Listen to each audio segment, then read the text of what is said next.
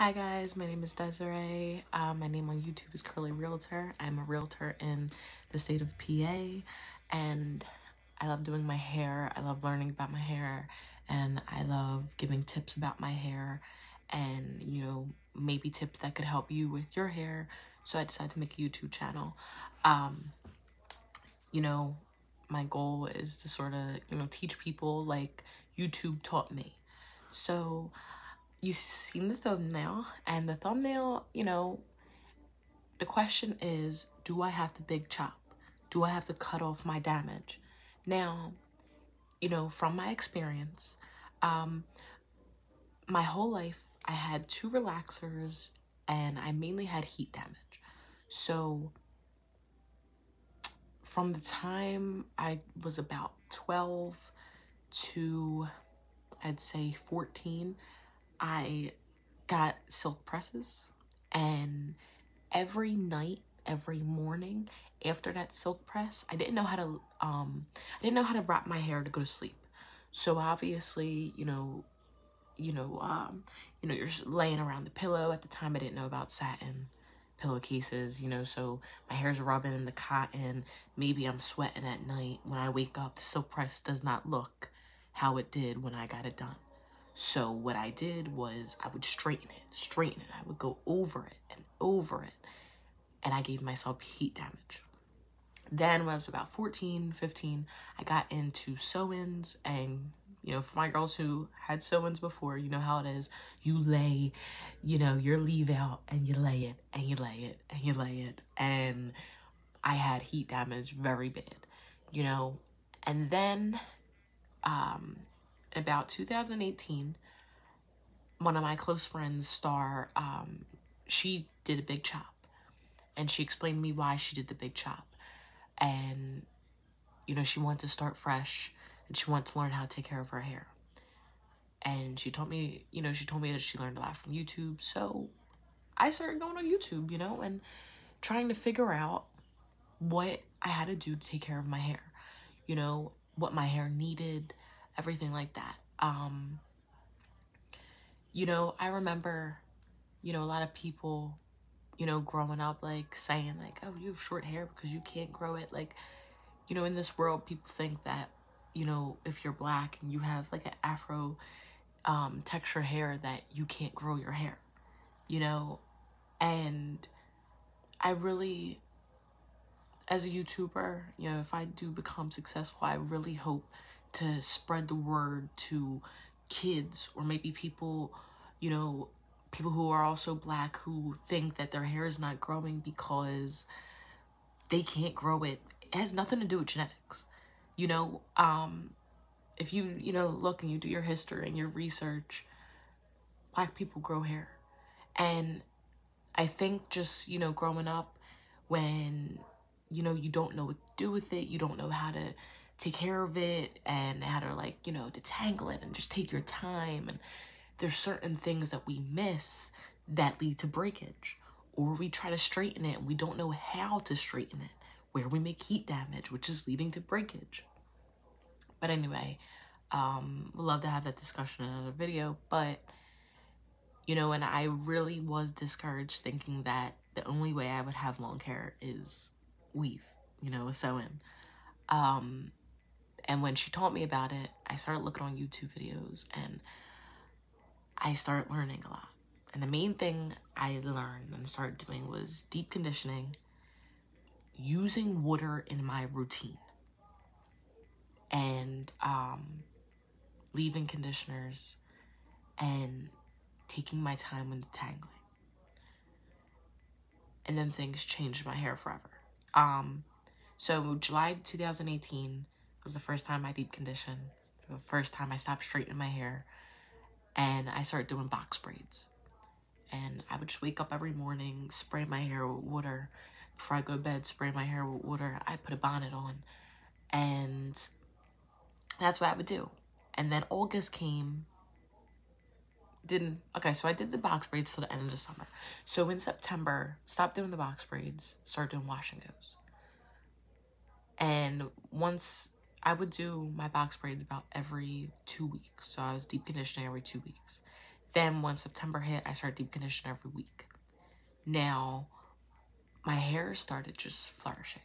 You know, I started doing wash and goes, and my wash and goes were popping. I would, you know, scrunch my hair and everything. And then, you know, it got to like December, and all of a sudden my wash and goes were not popping no more. And it was because my hair was growing. So my hair at my roots and the hair at the ends were different. And because when I started to wash and goes, I, you know, barely had growth. I thought this was my curl pattern. I thought the heat damage was my curl pattern. It wasn't bad. At least I didn't notice it was bad until my roots started showing, because it was curling up. So I'm like, it's not heat damage, I'm fine. Once I started growing my hair, I realized that shit was heat damage, because now I had curls and these like straggly ends that just did not look like they belonged at all. And I was like, okay, it's fine. But main point to that, you know, that little story right there is my hair was growing with damage. My hair was growing.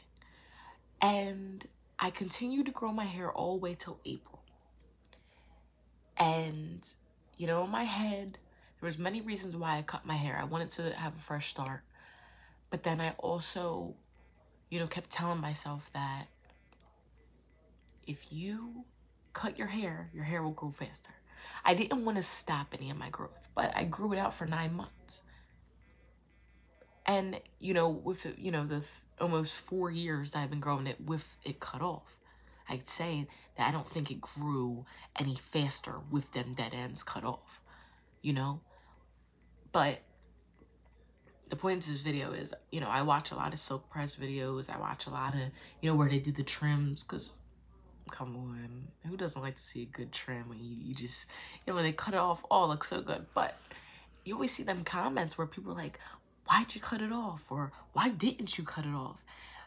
And I'm here to tell you, you know, from experience, you can grow hair that is damaged. You can stop it from breaking without cutting it off. You can help, you know, it keep going. And if you don't do wash and goes where you don't see the difference, and it's not like, you know, bothering you, keep growing your hair until you're ready to big chop.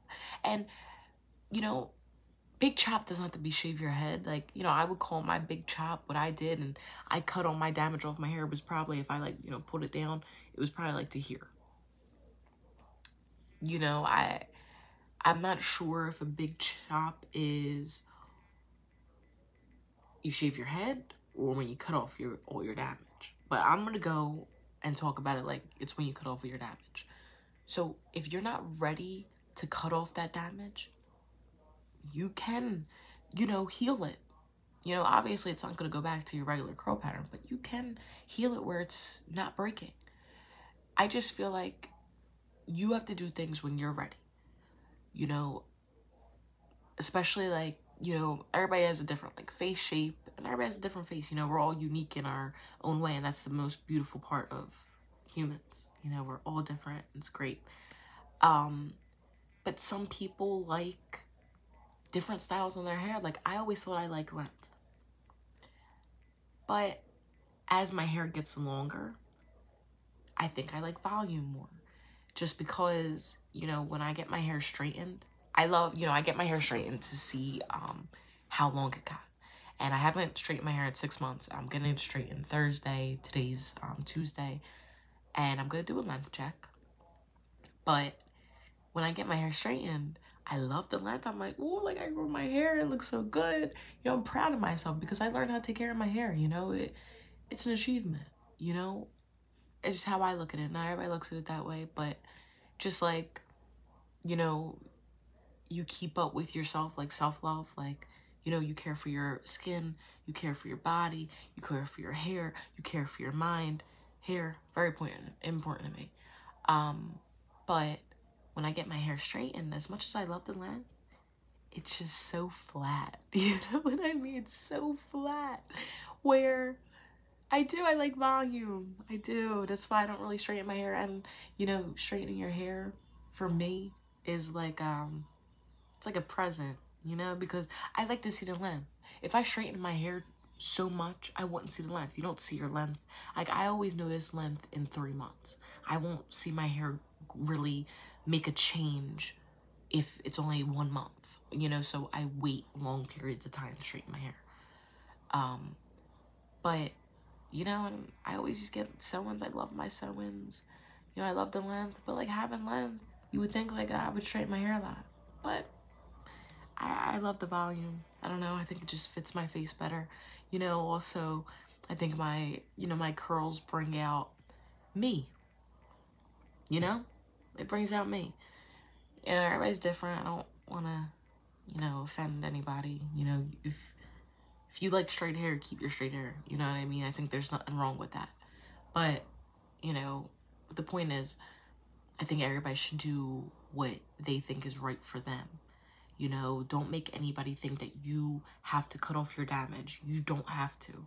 You can keep growing it. And I would love to do another video about more growth tips, you know, more healing that damaged tips, you know. But when you're ready, you're ready.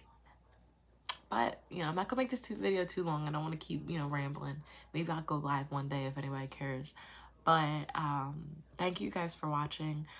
I'm trying to get these videos out to you, do more and more, a couple discussions. I'm definitely going to make a growth tip video. I'm going to do a length check in the middle of the week after I get my hair done. And yeah, we'll also do a little like straight routine, like what I do to keep my hair healthy while it is straightened.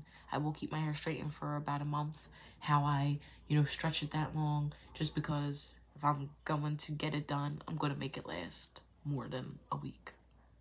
So we go 2 months, not 2 months, we go a month. If I could stretch it 2 months, I really would, but I do like to wash my hair. And anyway, don't want to, you know, ramble on too much, but thank you guys for watching. Please like, comment, and subscribe, and see you guys later.